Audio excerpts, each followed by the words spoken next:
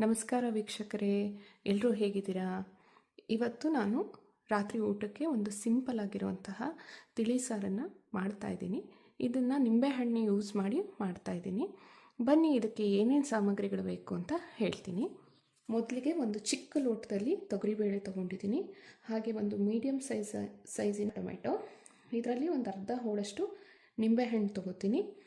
ಒಂದು 4-5 ಎಸಳು ಕರಿಬೇವು, ಒಂದು ಸ್ವಲ್ಪ ಕೊತ್ತಂಬರಿ ಸೊಪ್ಪು, ಹಾಗೆ ಖಾರಕ್ಕೆ ಒಂದು ಸ್ವಲ್ಪ ತಿಳಿ ಸಾರಿನ ಪುಡಿ 1 ಚಮಚದಷ್ಟಿದೆ. ಹಾಗೆಯೇ ಒಂದು ಅರ್ಧ ಚಮಚ ಬೆಲ್ಲ, ರುಚಿಗೆ ತಕ್ಕಷ್ಟು ಉಪ್ಪು, ಹಿಂಗು, ಒಂದು ಚಿಕ್ಕ ಸ್ಪೂನಲ್ಲಿ ತುಪ್ಪ, ಹಾಗೆ ಒಗ್ಗರಣೆಗೆ ಸಾಸಿವೆ,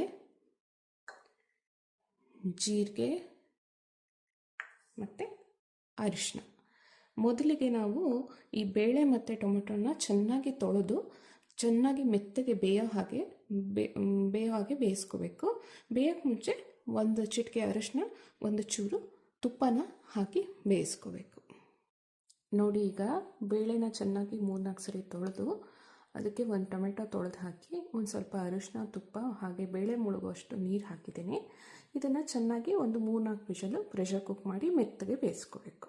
ಬೇಳೆ ಬೇಯ್ತಾ ಇದೆ, ಅಷ್ಟೊತ್ತಿಗೆ ನಾನು ಈ ಮಸಾಲೆನೆಲ್ಲ ಒಂದು ಸ್ವಲ್ಪ ಕುದಿಸ್ತೀನಿ.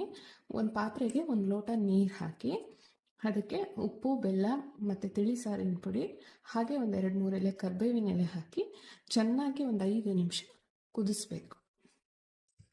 ಈಗ ಈ ಮಿಕ್ಸ್ಚರು 5 ನಿಮಿಷದಿಂದ ಚೆನ್ನಾಗಿ ಕುದೀತಾ ಇದೆ. ಇದಕ್ಕೆ ನಾವು ಬೆಂದಿರೋ ಬೇಳೆನ ಹಾಕೋಣ. ಈ ಬೇಳೆನ ಚೆನ್ನಾಗಿ ನಾನು ಮ್ಯಾಶ್ ಮಾಡಿ ಇಟ್ಕೊಂಡಿದ್ದೀನಿ. ಇದನ್ನ ಈಗ ಹಾಕ್ತಾ ಇದ್ದೀನಿ. ಜೊತೆಗೆ ಕನ್ಸಿಸ್ಟೆನ್ಸಿ ಅಡ್ಜಸ್ಟ್ ಮಾಡ್ಕೊಳ್ಳೋಕ್ಕೋಸ್ಕರ ಒಂದು ಸ್ವಲ್ಪ ನೀರನ್ನು ಸಹ ಹಾಕ್ತಾ ಇದ್ದೀನಿ. ಇದು ಒಂದು 5 ನಿಮಿಷ ಚೆನ್ನಾಗಿ ಕುದೀಲಿ. ಇದು ಕುದಿಯೋ ಹೊತ್ತಿಗೆ ಇದಕ್ಕೆ ಬೇಕಾಗೋ ಒಗ್ಗರಣೆನ ರೆಡಿ ಮಾಡ್ಕೊಳ್ಳೋಣ. ಈಗ ಒಗ್ಗರಣೆ ಸೌಟನ್ನು ಕಾಯಕ್ಕಿಟ್ಟಿದ್ದೀನಿ. ಈಗ ಇದರಲ್ಲಿ ಒಂದು ಅರ್ಧ ಚಮಚದಷ್ಟು ತುಪ್ಪನ ಇದಕ್ಕೆ ಹಾಕೋಣ. ತುಪ್ಪ ಕರಗಲಿ. ಈಗ ತುಪ್ಪ ಚೆನ್ನಾಗಿ ಕಾದಿದೆ.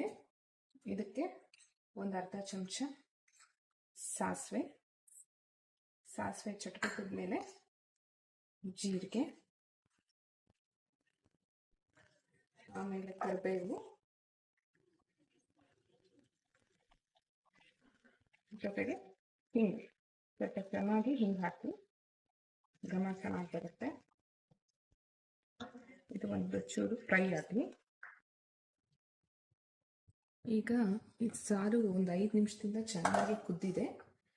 ಇದಕ್ಕೆ ನಾವು ಒಗ್ಗರಣೆನ ಹಾಕ್ಬಿಡೋಣ. ಹಾಗೆ ಒಲೆ ಆಫ್ ಮಾಡೋಣ.